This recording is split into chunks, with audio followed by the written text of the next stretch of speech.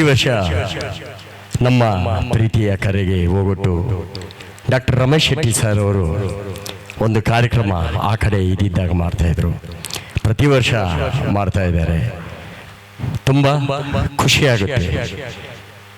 ನಮ್ಮನ್ನೆಲ್ಲ ಜ್ಞಾಪಕ ಇಟ್ಕೊಂಡು ಇಲ್ಲಿ ಬಂದು ನಮಗೊಂದು ಕಾರ್ಯಕ್ರಮ ಮಾಡೋದು ಅದ್ಭುತವಾದ ಒಂದು ಕಾರ್ಯಕ್ರಮ. ಪುಟ್ಟದೊಂದು ಒಂದು ಸನ್ಮಾನ ರಮೇಶ್ ಶೆಟ್ಟಿ ಸರ್ ಮತ್ತು ಅವರ ಶ್ರೀಮತಿಯವರಿಗೆ. ನಾಗರಾಜ್ ಸರ್, ಪ್ರಿಯಾಂಕಮ್ಮ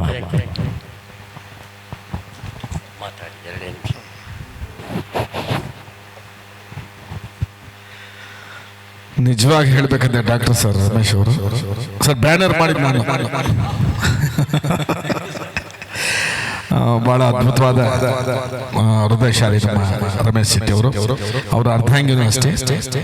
ಅದು ಯಾವುದೋ ಸೈಟ್ ತೋರಿಸಿದ್ದಾರೆ, ಎಲ್ಲರೂ ಅದಕ್ಕೆ ಕೈ ಜೋಡಿಸಿ 350 ರೂಪಾಯಿಗೆ ಸ್ಕ್ವೇರ್ ಫೀಟ್ ಸಿಗ್ತಂತೆ. ಸಿಕ್ಕೋದಿಲ್ಲ, ಸಿಗ್ತಾ ಇದೆ. ಈ ಸೀಟ್ ಬಿಡೋಣ, ಆಮೇಲೆ ನೋಡ್ಕೊಡೋಣ ಅಲ್ವಾ ಸರ್?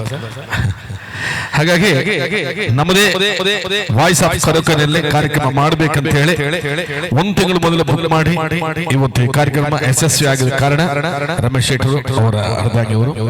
ಹಾಗಾಗಿ ಇವರಿಗೆ ಜೋರಾದ ಒಂದು ಚಪ್ಪಾಳೆ ಬಂದರೆ ಖುಷಿ. ಒಳ್ಳೆ ಗಾಯಕರು. ಮೇಡಮ್ ಹಾಡೋದಿಲ್ಲ, ನೀವು ಹಾಡೋಲ್ವಾ? ಹಾಡ್ತಾರೆ, ಬಾಕಿ ಹಾಡ್ತಾರೆ.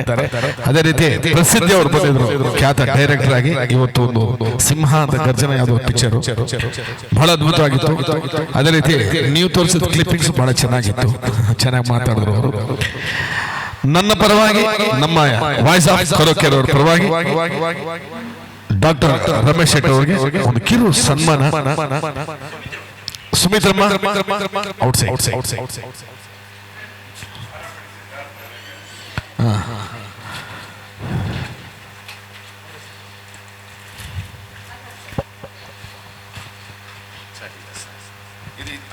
ಗ್ರೀನ್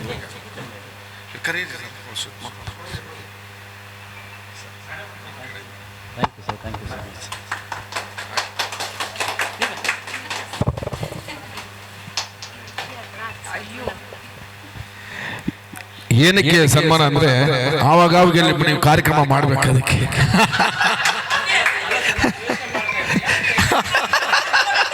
ಹಾಗಲ್ಲ ಸರ್. ಥ್ಯಾಂಕ್ ಯು ಸರ್, ಅಲ್ವಾ? Thank you sir. ಆದ್ರೆ ಜನಸೇವೆಯೇ ಜನಾರ್ದನ ಸೇವೆ ಎಂದು ಅನ್ಕೊಂಡಿರೋರು ಡಾಕ್ಟರ್ಸ್ ಅಲ್ಪ ಸ್ವಲ್ಪ ದೇವರಿದ್ದಂಗೆ. ಹಾಗಾಗಿ ಒಬ್ಬ ಪೇಷಂಟ್ಗೆ ನೀವು ದೇವರು ಸರ್ ಅಲ್ವಾ?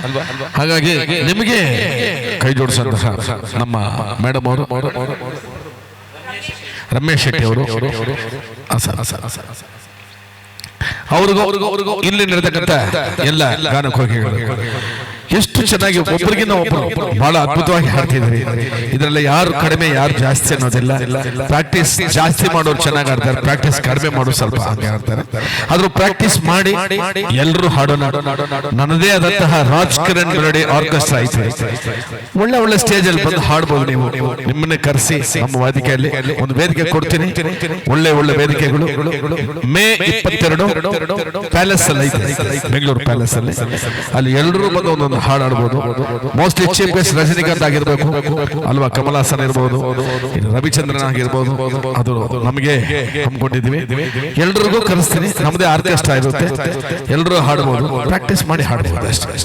ಹಾಗಾಗಿ ತಮ್ಮೆಲ್ಲರಿಗೂ ಸ್ವಾಗತಿಸ್ತೇನೆ. ನನ್ನ ಸಹೋದರ ವಿಜಯ್ ಹೇಳಿದ ತಕ್ಷಣ ಬರುವ ಏಕೈಕ ಕಲಾವಿದ, ಇಲ್ಲೇ ಬಂದು ಕಳಿತವರು. ಇವಾಗ ಹಾಡ್ತಿದ್ರೆ ಬಹಳ ಖುಷಿ ಆಗ್ತಿದೆ. ಶ್ರುತಿ ಬಿಡ್ತಿಲ್ಲ, ತಾಳ ಬಿಡ್ತಿಲ್ಲ. ಅದಕ್ಕೆ ಕಾರಣ ಪ್ರಾಕ್ಟೀಸ್. ಬಹಳ ಅದ್ಭುತ ಹೇಳಿದ್ರು ವಿಜಯ್. Thank you. ಇಲ್ಲೇ ಬಂದು ಕಳಿತರು ಸರ್. ಇನ್ನೂ ನನಗೆ ಆಸೆ ಅವರಿಗೆ ಕಲಿಸ್ಬೇಕಂತ ಹೇಳಿ ಹೋರಾಡ ಸರ್. Thank you. ಸನ್ಮಾನನ ಹಮ್ಮಿಕೊಂಡಂತ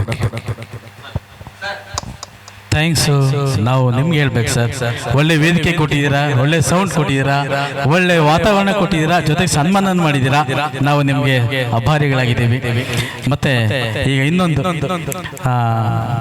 ಎಲ್ಲರಿಗೂ ಒಂದು ಪರಿಶುದ್ಧವಾದ ಪ್ರಾಕೃತಿದತ್ತವಾದ ಪ್ರಾಡಕ್ಟ್ಸ್ ಕೂಡ ಕೊಡ್ತಾ ಇದ್ದೀವಿ ನಾವು ಫೋಹವೆ ಕಂಪನಿಯಿಂದ. ಈಗ ಮೇಡಮ್ ನಿಮ್ಗೆ ಹೇಳ್ತಾರೆ ಏನು ಪ್ರಾಡಕ್ಟ್ ಅಂತ.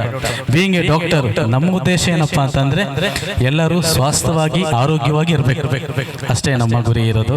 ಅದಕ್ಕೆ ಅನುಗುಣವಾದ ಪ್ರಾಡಕ್ಟ್ನ ಮೇಡಮ್ ಹೇಳ್ತಾರೆ. ತುಂಬ ಚೆನ್ನಾಗಿರುತ್ತೆ, ದಯವಿಟ್ಟು ನೋಡಿ. Thank you so much. ಫೋಹೋವೆ ಅಂತ ಒಂದು ರಷ್ಯನ್ ಕಂಪನಿ, ಅದು ತುಂಬ ಒಳ್ಳೆ ಪ್ರಾಡಕ್ಟ್ಸ್ ಇದೆ. ನಾನು ವಿಲೇಜಲ್ಲಿ ಕೂಡ ಅದನ್ನ ಕೊಡ್ತಾ ಇದ್ದೀನಿ. ಮುಂದಿನ ಅವ್ರು ಹೇಳಿದ್ರೆ ಅದು ಎಫೆಕ್ಟಿವ್ ಆಗಿರುತ್ತೆ. Thank you so much.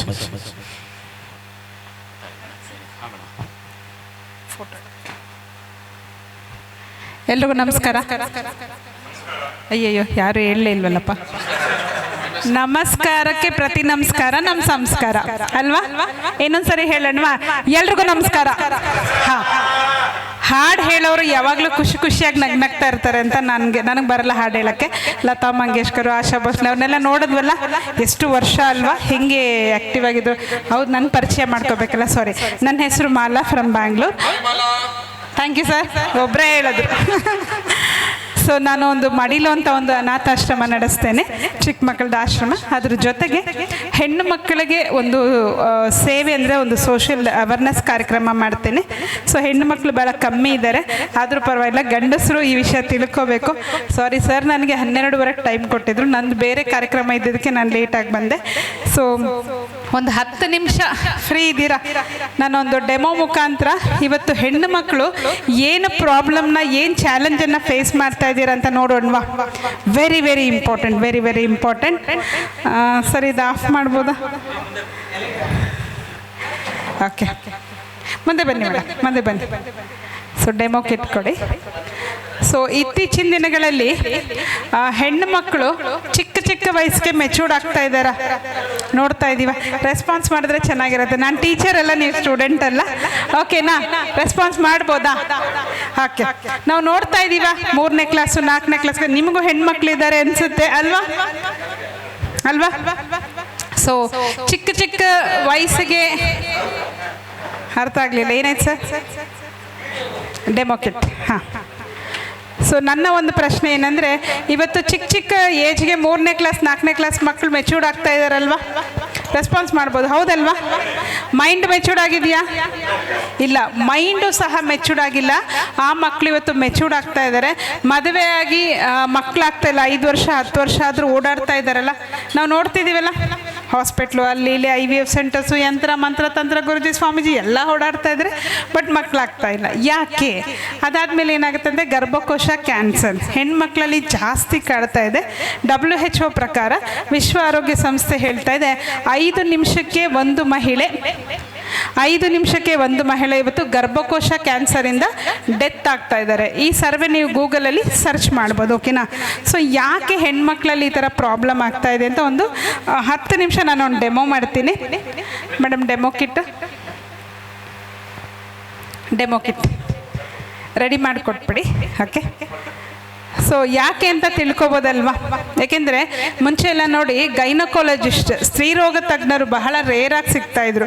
ಎಲ್ಲೋ ಹುಡುಕೊಂಡು ಹೋಗ್ಬೇಕಾಯ್ತು, ಇಂದ್ರನಗರ, ಜಯನಗರ ಅಂತ. ಇವತ್ತು ಹಂಗಲ್ಲ. ಇವತ್ತು ನರ್ಸಿಂಗ್ ಹೋಮ್ ಬೋರ್ಡೆಲ್ಲ ಚೇಂಜ್ ಆಗಿ ಗೈನಕಾಲಜಿಸ್ಟ್ ಬೋರ್ಡ್ ನೋಡ್ತಾ ಇದ್ದೀವ. ಎಲ್ಲಿ ನೋಡಿದ್ರು ಗೈನಕಾಲಜಿಸ್ಟ್ ಅಂತ ನೋಡ್ತಾ ಇದ್ದೀವಿ. ಎಸ್ಪೆಷಲಿ ರಮೇಶ್ ಸರ್ಗೆ ನಾನು ತುಂಬ ಥ್ಯಾಂಕ್ಸ್ ಹೇಳ್ತೀನಿ. ಸೊ ಅವರು ಒಂದು ಸೇವಾ ಮನೋಭಾವದಿಂದ ಅವರು ಈ ವಿಚಾರ ತಿಳ್ಕೊಂಡು ಪ್ರತಿಯೊಂದು ಹೆಣ್ಮಕ್ಳನ್ನ ಕಾಪಾಡ್ಕೋಬೇಕು ಅನ್ನೋ ದೃಷ್ಟಿಯಲ್ಲಿ ಒಂದು ಸೇವೆ ಥರ ಮಾಡ್ತಾ ಇದ್ದಾರೆ. ನನಗೂ ಒಂದು ಅವಕಾಶ ಕೊಟ್ಟಿದ್ದಾರೆ, ಒಂದು ಅವೇರ್ನೆಸ್ ಕಾರ್ಯಕ್ರಮ ಅಲ್ವಾ? ಏನಪ್ಪ, ನಮ್ಮನ್ನೆಲ್ಲ ಹಾಡು ಹೇಳಕ್ಕೆ ಕರೆದ್ಬಿಟ್ಟು, ಈ ಅಮ್ಮನ ಕರೆಸ್ಬಿಟ್ಟು ಮೆಚೂರ್ಡು ಅದೆಲ್ಲ ಏನಕ್ಕೆ ಹೇಳ್ತಾ ಇದ್ದಾರೆ ಅಂತ ಅನ್ಕೋಬೇಡಿ. ಯಾಕಂದರೆ ಎಲ್ರಿಗೂ ಹೆಣ್ಮಕ್ಳ ಸಂಬಂಧ ಇರುತ್ತೆ ಅಲ್ವಾ? ತಾಯಿ, ಅಕ್ಕ, ತಂಗಿ, ಮಗಳು, ಹೆಂಡತಿ, ಗರ್ಲ್ ಫ್ರೆಂಡ್ ಇರ್ತಾರಲ್ವ? ಸೊ ಅವ್ರು ಏನು ಕಷ್ಟಪಡ್ತಾರೆ, ತಿಂಗಳಲ್ಲಿ ಏನು ಅವ್ರಿಗೆ ಸಮಸ್ಯೆ ಆಗ್ತಾಯಿದೆ, ಯಾಕೆ ಹೆಣ್ಮಕ್ಳು ಕಿರ್ಚಾಡ್ತಾರೆ, ಕೂಗಾಡ್ತಾರೆ, ಗಲಾಟೆ ಮಾಡ್ತಾರೆ, ಏನು ಅನ್ನೋದನ್ನು ಒಂದು ಲೈವ್ ಡೆಮೋ ಮುಖಾಂತರ ನೋಡೋಣ. ಸೊ ಒಂದು ಡೆಮೋಗ ಅರೇಂಜ್ ಮಾಡಿಕೊಡ್ತೀರಾ ರಮೇಶ್ ಸರ್? ಒಂದು ಸಣ್ಣ ಟೇಬಲ್ ಕೊಟ್ಟರೆ ಚೆನ್ನಾಗಿರುತ್ತೆ. ಟೇಬಲ್ ಏನೋ ಸಿಗ್ಬೋದಾ?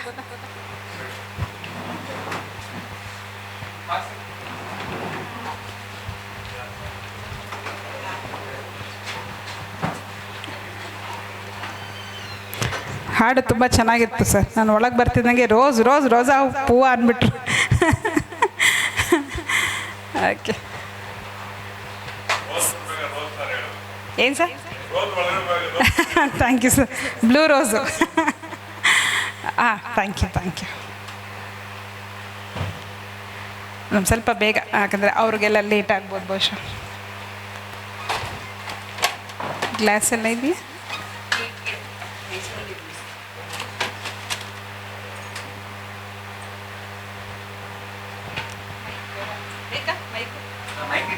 ಮೈಕ್ ಇಟ್ಕೊಂಡು ನಾನು ಡೆಮೋ ಮಾಡೋಕ್ಕೆ.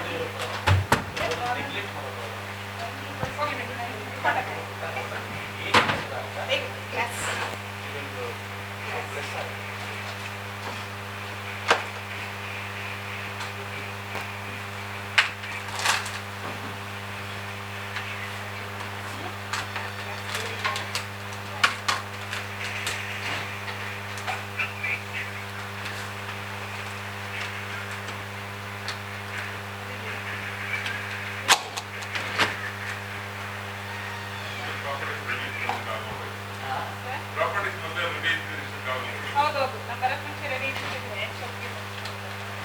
ಸೊ ಮತ್ತೊಮ್ಮೆ ಎಲ್ಲರಿಗೂ ನಮಸ್ಕಾರ. ಕಾಣಿಸ್ತಾ ಇದೆ? ಈ ಕಡೆ ಬರ್ಬೋದಾ? ಹೂವು ಇದೆ, ಫ್ಯಾನ್ ಇದೆ. ಓಕೆ. ಸೊ ಹೆಣ್ಮಕ್ಳಲ್ಲಿ ಗೈನಿಕ್ ಇಶ್ಯೂಸ್ ಜಾಸ್ತಿ ಅಂತ ಹೇಳಿದ್ರಲ್ಲ, ಸೊ ನೀವು ಫೇಸ್ ಮಾಡುತ್ತೀರಾ ಹೆಣ್ಮಕ್ಳಿಗೆ ಅವಾಗ ಹಾಸ್ಪಿಟಲ್ಗೆ ಕರ್ಕೊಂಡು ಹೋಗ್ತಾ ಇರ್ತೀರಾ. ಸೊ ವಿಶ್ವ ಆರೋಗ್ಯ ಸಂಸ್ಥೆ ಏನು ಹೇಳ್ತದೆ ಅಂದರೆ, ಒಂದು 20 ವರ್ಷದ ಹಿಂದೆ ಹೋದರೆ ನಮ್ಮಮ್ಮ, ನಿಮ್ಮಮ್ಮ, ನಿಮ್ಮ ಅಜ್ಜಿ ಎಲ್ಲ ಯಾರಾದರೂ ಗೈನಿಕ್ ಇಶ್ಯೂಸ್ ಅಂತ ಹಾಸ್ಪಿಟಲ್ಗೆ ಓಡಾಡ್ತಿದ್ರ, ಡೆಲಿವರಿನ ಮನೆಯಲ್ಲ ಮಾಡ್ಕೊತಾ ಇದ್ರಲ್ವಾ. ಸೊ ಯಾವುದೇ ಕಾರಣಕ್ಕೆ ಅಮ್ಮ ಅಜ್ಜಿ ಎಲ್ಲ ಹಾಸ್ಪಿಟ್ಲು, ಮಕ್ಕಳಾಗ್ತಾ ಇಲ್ಲ, ಗರ್ಭಕೋಶ ತೊಂದರೆ ಇರಲಿಲ್ಲ. ಒಂದು ಗರ್ಭಕೋಶ ತೆಗೆದ್ರೆ ಅವಾಗೆಲ್ಲ ದೊಡ್ಡ ವಿಷಯ, ಪೇಪರ್ಲೆಲ್ಲ ಮಾಡ್ಕೊಳ್ಳೋದು, ದೊಡ್ಡ ನ್ಯೂಸ್ ಆಗ್ತಾ ಇತ್ತು. ಇವತ್ತೇನಾಗಿದೆ, ಗರ್ಭಕೋಶ ಇದೆ ಅಂದ್ರೆ ದೊಡ್ಡ ವಿಷಯ.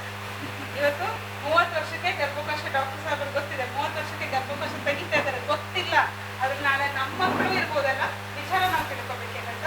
ಸೊ ಇಷ್ಟೆಲ್ಲ ಸಮಸ್ಯೆ ಕಾರಣ ಏನಂತ ಸ್ವಲ್ಪ, ಇಷ್ಟೆಲ್ಲ ಸಮಸ್ಯೆ ಕಾರಣ ಏನಂತ ಹೇಳಿದ್ರೆ, WHO ವಿಶ್ವ ಆರೋಗ್ಯ ಸಂಸ್ಥೆ ಹೇಳ್ತಾ ಇದ್ರೆ, ನಾವು ಪೀರಿಯಡ್ಸ್ ಟೈಮಲ್ಲಿ ಏನು ಪ್ಲಾಸ್ಟಿಕ್ ಪ್ಯಾಡ್ ಯೂಸ್ ಮಾಡ್ತೀವಲ್ಲ, ಅದರಿಂದ ಸಮಸ್ಯೆ ಬರ್ತಾ ಇದೆ ಅಂತ ಹೇಳ್ತಾ ಇದ್ದಾರೆ. ನಿಜ ಅಲ್ವಾ ಮೇಡಮ್? ಪ್ಯಾಡಿಂದ ನಮಗೆ ಸಮಸ್ಯೆ ಬರ್ತಾ ಇದೆ. ಯಾವ ಹೆಣ್ಣು ಹೇಳ್ಕೊಳ್ಳಲ್ಲ ನಮ್ಗೆ ಏನು ನೋವಾಗ್ತಿದೆ, ಯಾಕೆಂದ್ರೆ ಹೇಳಕ್ ಹೋದ್ರೆ ಅಮ್ಮ ಏನಂತ ಗೊತ್ತಾ, ಅಯ್ಯೋ ಎಲ್ರಿಗೂ ಇದೆ, ಸುಮ್ಮನೆ ಇರಮ್ಮ, ಅದೇ ದೊಡ್ಡ ವಿಷಯ ಬಿಡೋ ಅಂತಾರೆ. ಅಪ್ಪನಿಗೆ ಹೇಳಕ್ಕೆ ಆಗಲ್ಲ, ಆ ಥರ ಪರಿಸ್ಥಿತಿ. ಸೊ ಈ ಪ್ಯಾಡಿಂದ ಸಮಸ್ಯೆ ಬರ್ತಾ ಇದೆ, ಇದನ್ನ ನಿಲ್ಲಿಸಿ ಅಂತ ಆರ್ಟಿಕಲ್ ಕೊಡ್ತಾ ಇದ್ದಾರೆ. ಹಾಗಾದ್ರೆ ಇದನ್ನ ನಿಲ್ಲಿಸ್ಬಿಟ್ರೆ ಏನು ಯೂಸ್ ಮಾಡಬೇಕಾಗುತ್ತೆ? ಏನು ಯೂಸ್ ಮಾಡ್ಬೋದು ಬನ್ನಿ? ಪ್ಯಾಡ್ ಯೂಸ್ ಮಾಡಬೇಡಿ ಅಂತ ಇದೆ WHO. ಏನು ಮಾಡೋಣ? ಏನು ಕೊಟ್ಟು ಬಟ್ಟೆ ಯೂಸ್ ಮಾಡೋಕ್ಕಾಗತ್ತಾ? ಚಿಕ್ಕ ಮಕ್ಕಳು ಮೆಚೂರ್ಡ್ ಆಗ್ತಾ ಇದ್ದಾರೆ. ಒಲೆಯಲ್ಲಿ ಅಡುಗೆ ಮಾಡ್ತಾ ಇದ್ವಿ, ಗ್ಯಾಸ್ ಸ್ಟವ್ ಕೊಟ್ಬಿಟ್ರೆ ಮತ್ತೆ ಹೋಗ್ತೀವಿ ಒಲೆಗೆ, ಸಾಧ್ಯ ಅಲ್ವಾ? ಸೊ ಹಾಗಾಗಿ ಚಿಕ್ಕ ಮಕ್ಕಳು ಮೆಚೂರ್ಡ್ ಆಗ್ತಿದೆ.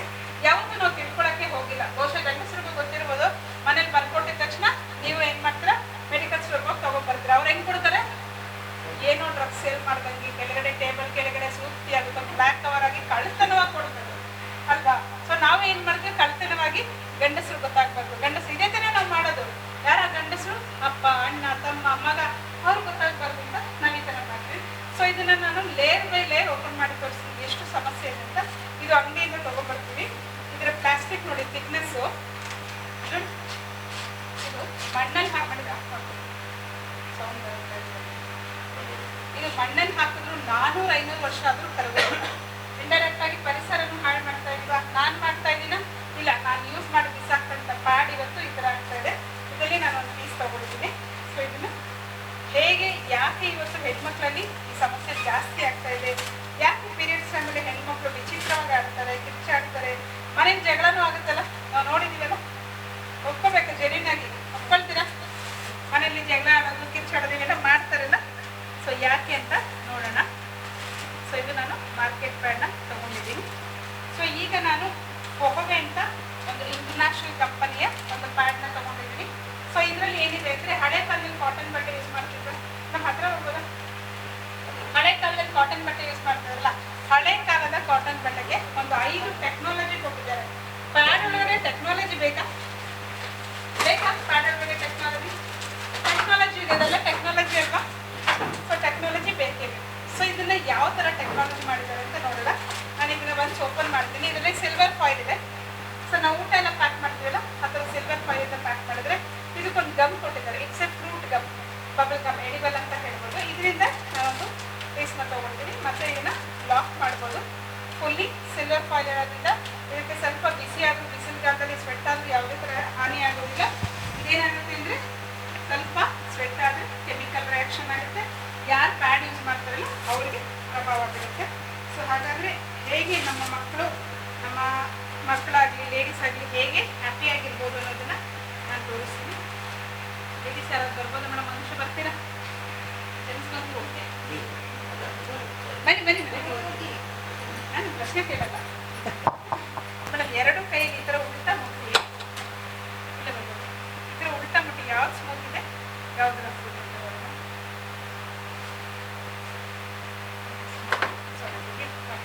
ಮೇಡಮ್ ಹೇಳ್ತಾ ಇದ್ದಾರೆ ಮಾರ್ಕೆಟ್ ಪ್ಯಾಡು ರಫ್ ಇದೆ, ಇದು ಸ್ಮೂತ್ ಆಗಿದೆ ಅಂತ. ಇದರ ಶೇಪ್ ನೋಡಿ, ಶೇಪ್ ಹೇಗಿದೆ ಮೇಡಮ್? ಸ್ಟ್ರೈಟ್ ಇದೆಯಾ? ಯೂಶಲಿ ಪೇರೆಂಟ್ಸ್ ಆಮೇಲೆ ನಮಗೆ ಭಯನ ಕುತ್ಕೊಳ್ಳೋಕ್ಕೆ, ಎದೊಳಕ್ಕೆ, ಓಡಾಡೋಕ್ಕೆ ಕಷ್ಟಪಡ್ತೀವ ಅಲ್ವಾ? ಮತ್ತೆ ಮದುವೆ ಹೆಣ್ತರ ಓಡಾಡ್ತಾ ಇರ್ತೀವಿ, ಭಯ, ಯಾವಾಗ ಏನಾಗ್ಬಿಡುತ್ತೋ, ಬಟ್ಟೆ ಹಾಕ್ಕೊಳ್ಳೋಕೆ ಭಯ, ಓಡಾಡೋಕ್ಕೆ ಭಯ, ಫ್ರೀಯಾಗಿರೋಕ್ಕೆ ಭಯ. ಸೊ ಇದು ನೋಡಿ, ಚಿಕ್ಕ ಮಕ್ಕಳು, ಹೆಣ್ಮಕ್ಳು ಮೆಚೂರ್ ಆಗ್ತಾ ಇದ್ದಾರೆ ಅಂತ ಹಿಂದೆ ಒಂದು ಶೇಪ್ ಕೊಟ್ಟಿದ್ದಾರೆ. ಈ ಥರ ಶೇಪ್ ಇರೋದ್ರಿಂದ ನಾವು ಕುತ್ಕೊಂಡಾಗ ಎದ್ದೊಳಿದಾಗ ಯಾವುದೇ ಥರ ಬ್ಲೀಡಿಂಗು ಹೊರಗಡೆ ಬರದೆ ಸೇಫ್ ಹಾಕ್ಕೊಟ್ಟಿದ್ದಾರೆ. ಸೊ ಡಾಕ್ಟರ್ ಹೇಳೋ ಪ್ರಕಾರ ಒಂದು ಆರೋಗ್ಯವಾಗಿರುವಂಥ ಮಹಿಳೆ 40 to 60 ml ಬ್ಲೀಡಿಂಗ್ ಆಗುತ್ತೆ ಅಂತ ಡಾಕ್ಟರ್ ಹೇಳ್ತಾರೆ. ಒಂದು ನಿಮಿಷ. ಸೊ ನಾನೀಗ 60 ml ನೀರನ್ನ ತಗೊಳ್ತೀನಿ. ಸೊ ನೀರು ಹಾಕಿ ನಾನೊಂದು ಡೆಮೋನ ಮಾಡಿ ತೋರಿಸ್ತೀನಿ. ಮೇಡಮ್ 60 ml ತಗೊಂಡಿದ್ದೀನಿ. ಓಕೆ. ಸೊ ನಾನೀಗ ನಮ್ಮ ಹೊಗೆಯ ಪ್ಯಾಡ್ ಮೇಲೆ ಹಾಕ್ತಾ ಇದ್ದೀನಿ. ಎಷ್ಟು ಅವರ್ಗೆ ಒಂದ್ಸಲಿ ಪ್ಯಾಡ್ ಚೇಂಜ್ ಮಾಡ್ಬೇಕೇನಾದ್ರು ಗೊತ್ತಿದೆಯಾ ಮೇಡಮ್? ಎಷ್ಟು ಅವರ್ಗೆ ಒಂದ್ಸಲಿ ಪ್ಯಾಡ್ ಚೇಂಜ್ ಮಾಡಬೇಕು? ಒಳ್ಳೆ ಪ್ರಶ್ನೆ. ಜಾಸ್ತಿ ಇದ್ರೆ 3 to 4 times ಅಂದರು.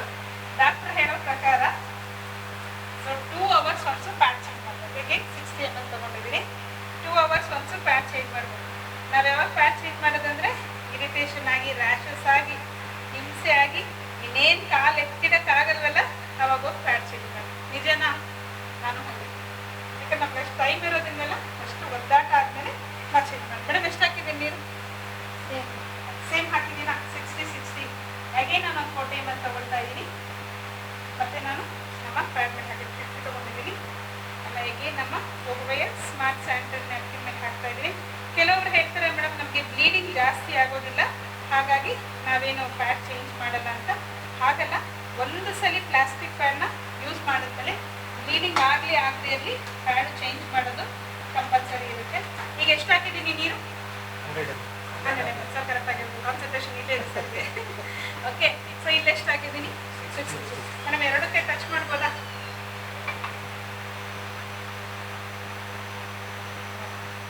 ಹಾಗೆ ಇದೆಯಾ? ಹಾಕಿರೋ 60 ml ನೋಡಿ ಹಂಗೆ ಇದೆ. 1 ಡ್ರಾಪ್ 100 ml ಹಾಕಿದ್ದೀನಿ. ಡಬಲ್ ಹಾಕಿದ್ರು ಏನೂ ಆಗೋದಿಲ್ಲ. Thank you madam. ಸೊ ಈಗ ಯಾಕೆ ಹೆಣ್ಮಕ್ಳಿಗೆ ಈ ಥರ ಪೀರಿಯಡ್ಸ್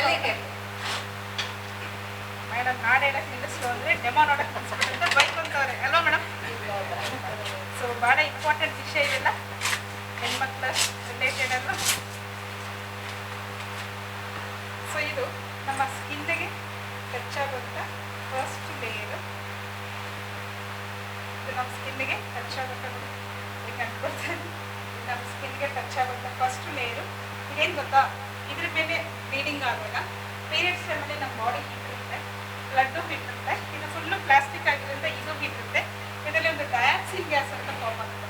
ಆ ಡಯಾಕ್ಸಿನ್ ಗ್ಯಾಸು ಎಲ್ಲೋ ಹೋಗೋದು ಜಾಗ ಇರುತ್ತೆ, ಮತ್ತೆ ನಮ್ಮ ಗರ್ಭಕೋಶದ ಒಳಗಡೆ ಹೋಗುತ್ತೆ. ಒಂದು 5 ನಿಮಿಷ ಏನಾದ್ರು ಬಿಚ್ಚಿಡ್ತೀವ, ಹಿಂಸೆ ಆಗ್ತದೆ, ನೋವಾಗ್ತದೆ, ಸಂಕಟ ಆಗುತ್ತೆ, ಬಿಚ್ತೀವ ಮೇಡಮ್, 5 ನಿಮಿಷ ಬಿಚ್ತೀವ, ಇಲ್ಲ ಭಯ ಯಾವಾಗ ಏನಾಗುತ್ತೆ ನಮ್ಮ ಭಯಕ್ಕೆ ಫುಲ್ ಪ್ಯಾಕ್ ಆಗಿದೆ. ಸೊ ಆ ಥರ ಪ್ಯಾಕ್ ಆಗಿದಾಗ ನಮಗೆ ಡಯಾಕ್ಸಿನ್ ಗ್ಯಾಸ್ ಅಂತ ಬಾಡಿ ಒಳಗಡೆ ಫಾರ್ಮ್ ಆಗುತ್ತೆ. ಯಾವಾಗ ಡಯಾಕ್ಸಿನ್ ಗ್ಯಾಸ್ ಬಾಡಿ ಒಳಗಡೆ ಹೋಗುತ್ತಲ್ಲ, ಅಲ್ಲಿಂದ ನಮಗೆ ಹಾರ್ಮೋನ್ ಇಂಬ್ಯಾಲೆನ್ಸ್ ಕೇಳಿದೀವ? ಹಾರ್ಮೋನ್ ಇಂಬ್ಯಾಲೆನ್ಸ್ ಎಲ್ಲಿ ಕರ್ಕೊಂಡೋಗಿ ನಿಲ್ಲಿಸುತ್ತೆ?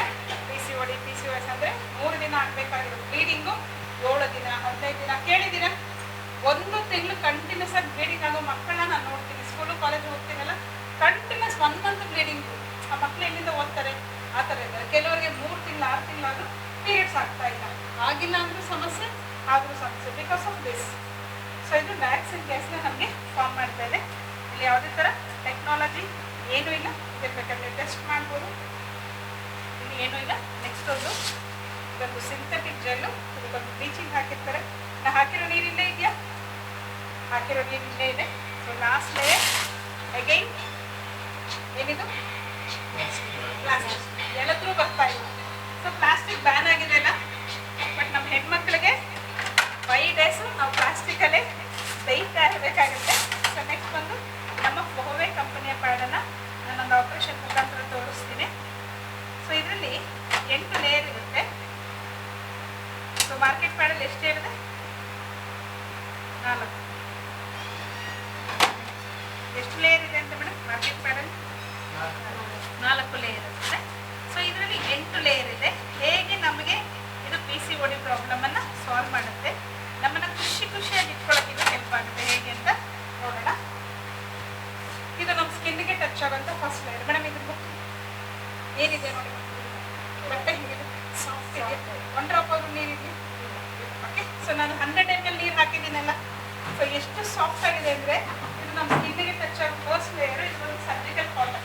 ಆಪ್ರೇಷನ್ಸ್ಗೆಲ್ಲ ಯೂಸ್ ಮಾಡ್ತೀವಲ್ಲ, ಸರ್ಜಿಕಲ್ ಕಾಟನಿಂದ ಈ ಲೇಯರ್ನ ಮಾಡಿದ್ದಾರೆ. ನೋಡಿ ಎಷ್ಟು ಪ್ಯೂರ್ ಆಗಿದೆ. ನಾನು ಟೆಕ್ನಾಲಜಿ ಹೇಳಿದ್ನಲ್ವಾ, ಪ್ಯಾಡ್ ಒಳಗಡೆ ಟೆಕ್ನಾಲಜಿ. ಇದೊಂದು ಸ್ಟ್ರಿಪ್ಪು. ಈ ಸ್ಟ್ರಿಪ್ಪಲ್ಲಿ ಏನಿದೆ ಅಂದರೆ ಆಕ್ಟಿವ್ ಆಕ್ಸಿಜನ್, ಆನಯನ್, ಫಾರಿನ್ ಫಾರ್, ಮ್ಯಾಗ್ನೆಟಿಕ್, ನ್ಯಾನೋ ಸಿಲ್ವರ್ ಟೆಕ್ನಾಲಜಿ ಅಂತ 5 ಟೆಕ್ನಾಲಜಿ ಇದೆ. ಏನಂತ ಗೂಗಲ್ ಅಂತ ಕೇಳಿದ್ರೆ ಹೇಳ್ತಾರಲ್ಲ, ನಮ್ಗೆ ಏನು ಕೆಲಸ ಏನಾರು ಗೊತ್ತಾಗಿದ ತಕ್ಷಣ ಗೂಗಲ್ ಅಂತ ಕೇಳ್ಬಿಡೋದು ಏನು ಅಂತ. ಸೊ ಗೂಗಲ್ ಅಂತ ಇದ್ರೆ ಕೇಳಿದ್ರೆ ಇದು ಪ್ಯಾಡ್ ಒಳಗಡೆ ಏನು ಮಾಡುತ್ತೆ ಅಂತ ವಿಚಾರ ತಿಳಿಸುತ್ತೆ. ಮೈನಾಗಿ ಏನು ಮಾಡುತ್ತೆ ಅಂದರೆ, ಪೀರಿಯಡ್ಸ್ ಅಂದರೆ ಆ ಬ್ಲಡ್ಡಲ್ಲಿ ಬ್ಯಾಕ್ಟೀರಿಯಾ ಅಲ್ವಾ, ಲಕ್ಷಾಂತರ ಬ್ಯಾಕ್ಟೀರಿಯಾ ಇದು ಕ್ಲೀನ್ ಮಾಡುತ್ತೆ. Next pains. ಇವತ್ತು ಸ್ಕೂಲ್ಗೆ ಮಕ್ಕಳು ರಜೆ ಹಾಕ್ತಾ ಇದ್ದಾರೆ, ಬೇರೆ ಪೇಯ್ನ್ ತಡ್ಕೊಳಕ್ಕಾಗ್ತದೆ, ಹೊಟ್ಟೆ ನೋವು, ಕೈ